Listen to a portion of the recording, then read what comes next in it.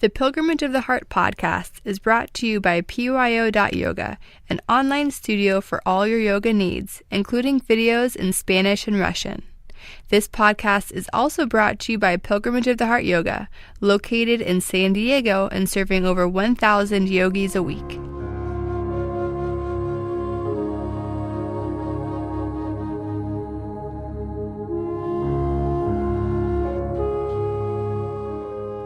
Welcome to Pilgrimage of the Heart interviews. Join us as we explore fascinating people and ideas in the world of yoga. Hi, this is Sujantra, and today our guest is Jodi Komitor. And Correct. Thank you, and we're really excited to be talking about yoga, and specifically about teaching yoga to children and that experience, which we're going to get into. So thank you very much for joining us, Jodi. Thanks so much for having me here. I'm really excited to be with you guys. And to start at the beginning, what got you into yoga? Yeah, so I was actually introduced to yoga through my parents. I was a teenager. It was during the summer months when my family was vacationing out on the East Coast in Fire Island, and my parents were practicing yoga. They had a private yoga instructor from France, and I was curious as to what they were doing. I think I was about 15 years old, and I was just watching them doing their, yoga like 3 times a week. And one day was like, I want to try it. And it was in the most idyllic setting. It was on the dock of the bay, so the sun was setting, the bay. I mean, it was just gorgeous. And that was my first experience with yoga. And it was by my parents' side, which was super sweet. And yeah, I just definitely can remember feeling transformed in my body and my mind, just complete surrender, relaxation. I just felt so yummy and so good that I made an effort to actually find more yoga. And so I was living in New Jersey. There was a gym that was offering yoga classes at the time. And then I went to college in New York City. I went to NYU, and of course in Manhattan there was yoga classes available. So I was introduced to yoga as a teenager, and very grateful that there were classes accessible to me way back when. And did your practice of yoga flow into a practice of meditation, or did yoga become a way for you to find that inner connection? Yeah. So, of course, I started with the asana as the foundation. And then, again, my parents were sort of a little bit ahead of their times and had a strong meditation practice, and they also introduced me to that. And so now I would definitely say that I have a stronger meditation practice than I have an asana. But as I'm sure you would agree, my yoga can be everything that we do, including, eating our food or the conversations that we have or just being in nature. So everything to me is yoga. Sounds like you were really blessed with some great parents.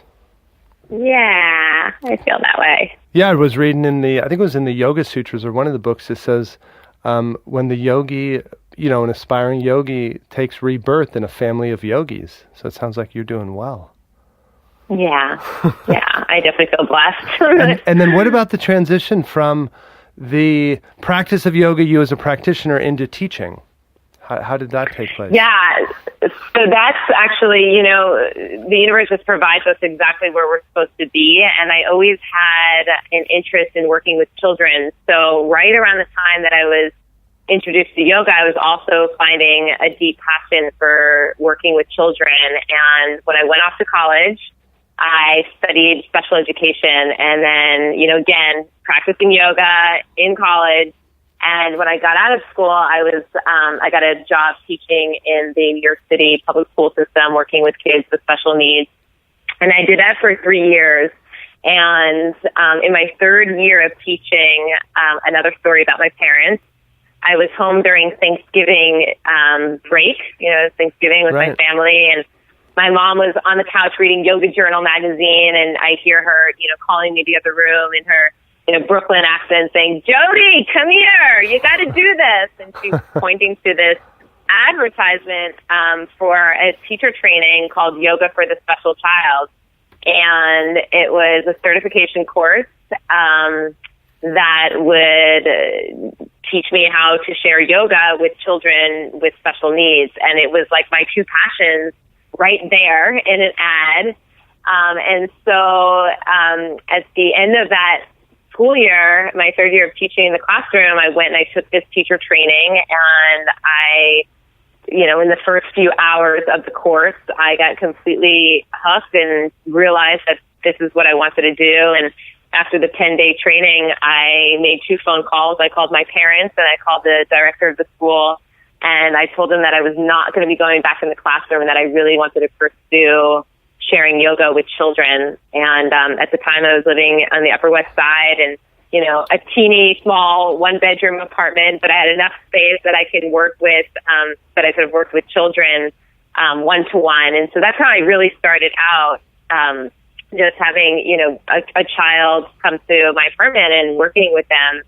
And after doing that for a little bit one-to-one, then I was able to squeeze, 2 or 3 kids in there. And then I realized that we all have special needs. So I started to open it up to, quote unquote, typically developing kids. And, so that was kind of, from practitioner to teacher, but it definitely was through being a school teacher at first. And then I saw from looking over your website that at one point you had a yoga studio that was just devoted to children. Yeah. So after teaching out of my apartment for 2 years, right, and just maxing out, I think I could only teach at like 5 kids at a time. And, all of my time slots were full. It took a little while to get going, but after 2 years, I decided that I actually really wanted to open up a real studio. And so I found a yoga studio that was in the same neighborhood as where I was living. And I opened up what was at the time the first yoga studio dedicated just to children in the entire world. So that was back in 2000. And in 2003, I opened up a second children's yoga studio. And then in 2005, so about 5 years after the first one opened, I actually wound up closing both of those studios and shifted the model. And then basically myself and other next generation yoga teachers would go out into schools and private homes and teach outside of the studio.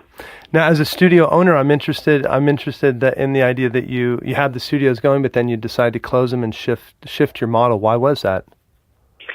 Yeah, so really great question. And for me, and I know you probably get this, is, as a studio owner, it's a ton of responsibility. It's a marriage. And I think it was towards the end of my run of being a studio owner, I really needed some sort of life-changing experience. And I took myself to Africa. And if you've never been to Africa, or if you've thought about it, I think everyone should go to Africa, because what I saw and what I felt and what I experienced there is like no place else on earth.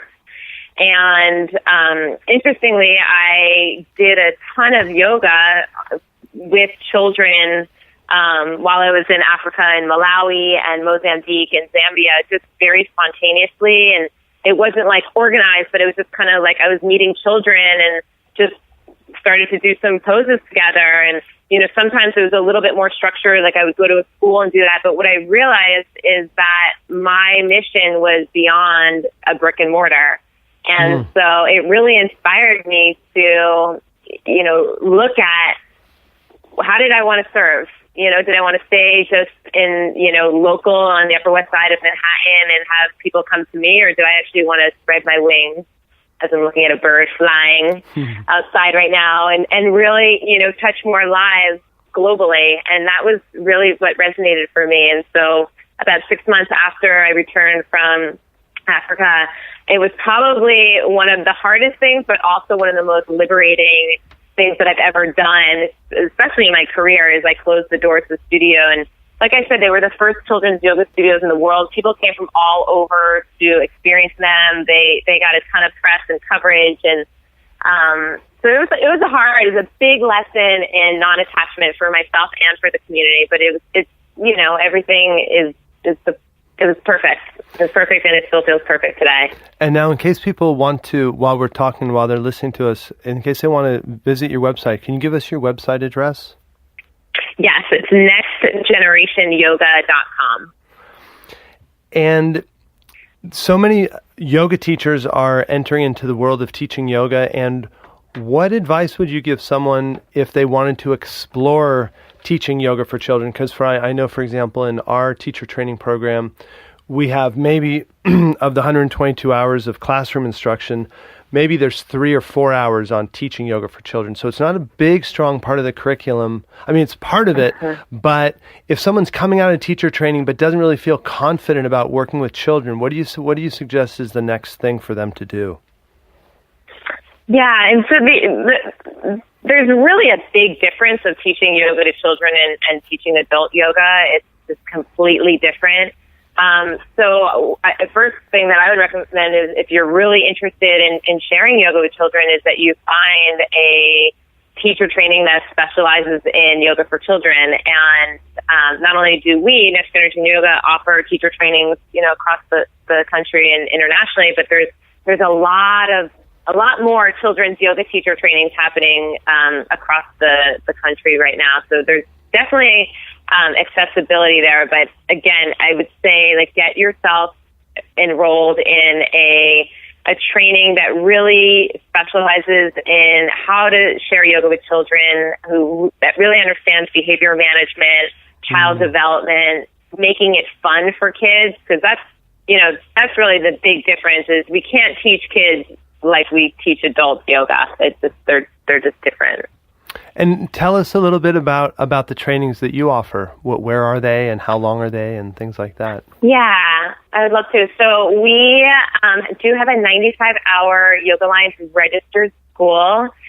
We offer 5 different trainings right now within that 95 hours. So basically it's kind of like a buffet. You can pick and choose, but if you do want to get your 95-hour registry with Yoga Alliance, then you complete all 5. And the different courses that we offer are specific to populations. So we offer a training for working with children ages 2 to 7, the age group 8 to 13-year-olds. We also offer a teacher training for advanced kids yoga teachers. So, you've been out there for 6 months to a year and you're ready to go deeper.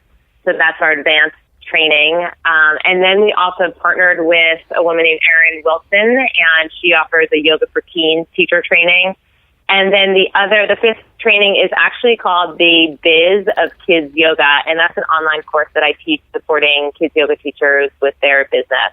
Oh, and yeah, so that's actually a big passion of mine is really supporting yoga teachers and having a successful business if this is really what they want to do with their lives. And this is all remote learning, or people would need to come up to the Bay Area where you are? So yeah, I'm in the Bay Area. I do lead trainings in the Bay Area. Our 2 to 7, 8 to 13 advanced and yoga for teens are actually, those are international. So we have those in different locations, a lot in the Pacific Northwest. We actually have a training in San Diego, in like I said, the Bay Area, in New York, New Orleans, Salt Lake City coming up. So lots of different places. And of course, all of the information is on our website with our schedule and everything. Yeah, my favorite thing, when we opened our studio, I did teach a couple of yoga classes, but my favorite was working with the children, offering children's yoga.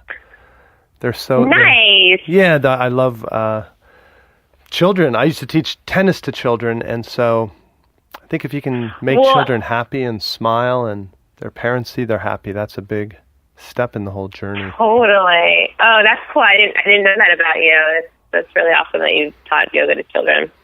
And in terms of, we offered a program at a public school the other day, just a 45-minute program to introduce them to the children, and seeing the children going into Shavasana and seeing the peace, it really makes me feel like it's so important in our world today for children to get this experience. Is that what you feel, or what do you feel when you teach a big program to children? Yeah, I mean, I definitely just got the chills when you said that. Interestingly, Shavasana, deep relaxation, do nothing pose is probably a favorite part of the yoga class for children. I've seen that, across the age groups from 2-year-olds to 13-year-olds. It's like we live in such a busy, hurry up, stress-filled life, whether, we realize that we're stressed, we realize that children are stressed. kids might not have the words to say what they're necessarily feeling, but they really desire to slow down and to pause and to do nothing and to, lie on their back and let someone, press on their shoulders and, maybe massage their neck or massage their feet, whatever it is. I've just noticed that they absolutely love that time, coming into child's pose and just doing nothing, not having to hurry up to go somewhere and to just be able to be still. It's so underrated in our society. And, yoga, especially for children, is the balance of, a lot of movement because they're kids and they have energy. But like I said, they also really crave and desire the stillness. So especially our classes of Next Generation Yoga, we really fluctuate between moving a lot and also being still. And what that does is, a benefit really helps them to really learn to self-regulate and to balance their nervous system. So it's like they're not always like on high speed and going, and they're also not like completely sedentary, but they've got this, this balance of active and passive. And there, in the news media, maybe it was last year, a year and a half ago, there was all of the things in Encinitas about the school board being upset about yoga and yoga being a religion and these different pushback. And I'm wondering what you're encountering within the school systems in terms of bringing yoga to children, what you're encountering or your organization encounters. Yeah, so we've been very blessed to never have any, significant resistance around bringing our program into school settings or homes or studios. I think specifically because we do a really good job of making yoga accessible to children. I really believe yoga for children should be fun and playful. But I also believe in the integrity and the authenticity of yoga, and so really incorporating the asanas, the breath work, the meditation, the mindfulness, the chanting, the relaxation. So all that is present, but it's done in a way that is accessible and not confusing to anyone. So when I do bring a program into a school, we might even ask, the principal or whoever we're communicating with to start up the program is it okay if we use Sanskrit? And making sure that they understand, Sanskrit is a language. It's not like a religion that we're, putting on to kids that this is what they need to, believe or start talking. But it's, it's simply a language. It's like French or Spanish is a language, right? So we're educating them. We avoid saying things like prayer hands, instead we'll just say, bring both your hands together in front of your heart where we love, so it's not confusing to anyone that, we're praying, right? Because that can be threatening to some parents or administration. We wouldn't, in sun salutations, for example, we wouldn't bow down to the earth, we would just basically open up our arms up to the side like wings of a bird and bringing them down to the earth. So keeping it, like I said, integrous to yoga, but not confusing, right. Because that's really when I think it gets tricky. And then the other piece I really just want to share here, what's really important, is that if there are teachers out there who feel really strongly about teaching, about the Hindu gods or about the deeper traditions of yoga with children, I would say find the population and find the community that's going to receive that. But that's not a public school, in certainly in Encinitas or even anywhere probably in our country. But it's definitely, I always say, really listen to your heart about who you want to teach and where you want to teach, because that's what's going to bring you the most joy and have you sustainable as a yoga teacher. I think that's great advice. And are there any real success stories out there that you know of where school boards or whatever have brought yoga in and just have really embraced it to where lots and lots of children are able to experience it? Yeah, we have tons of those. I started Next Generation Yoga 18 years ago, and so I've brought our program into many schools, from preschools to middle schools. I did start the program in Encinitas prior to the lawsuit and all that, and that was, for myself and some of our next generation yoga teachers to go into that school, the schools that we were teaching at, and to share yoga with 550 kids a week.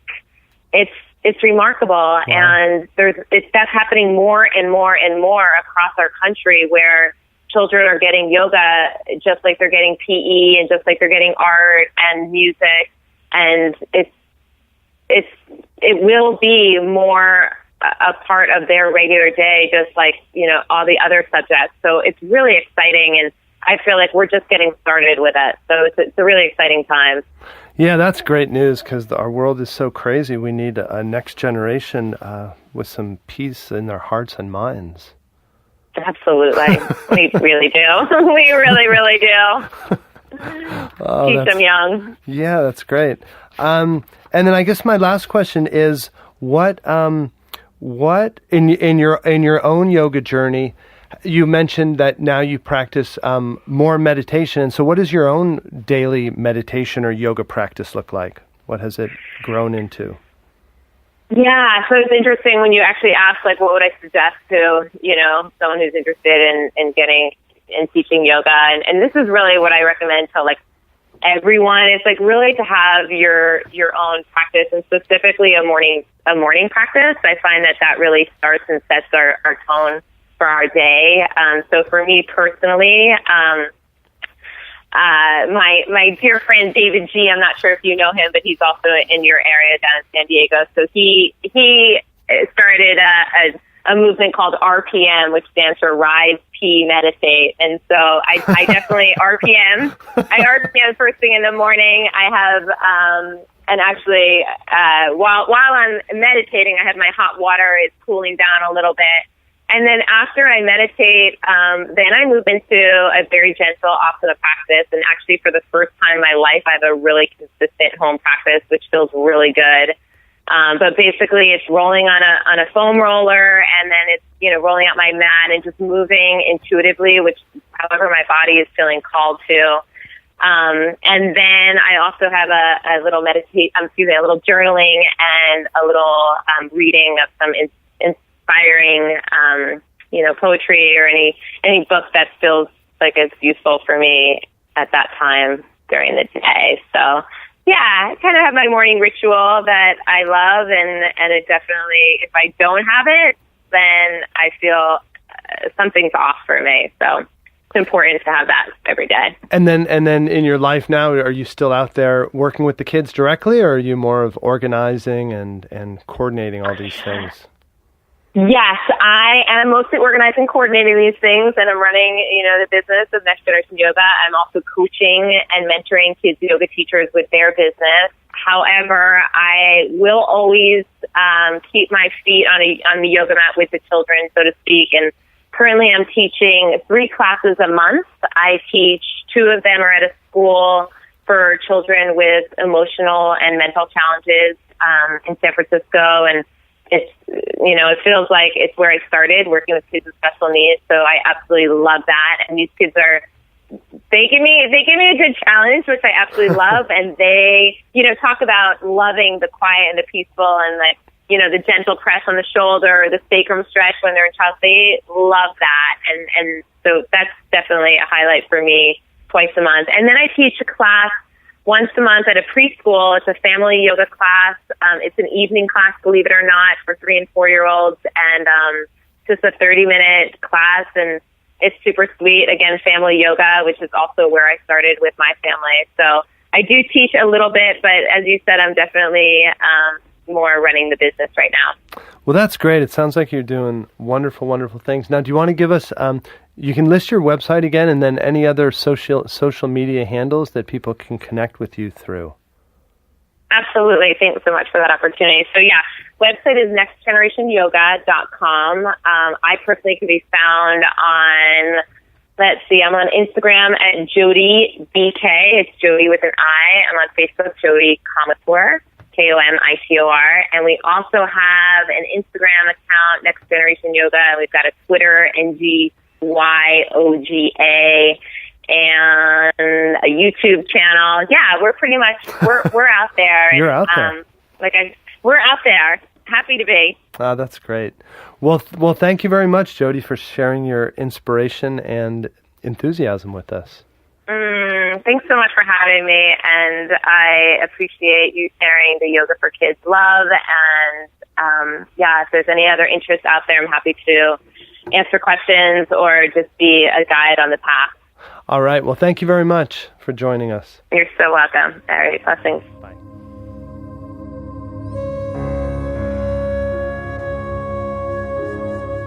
Thanks for joining us. This has been a production of Pilgrimage of the Heart Yoga. Join us at our studios here in San Diego or visit us online at pyo.yoga. Namaste.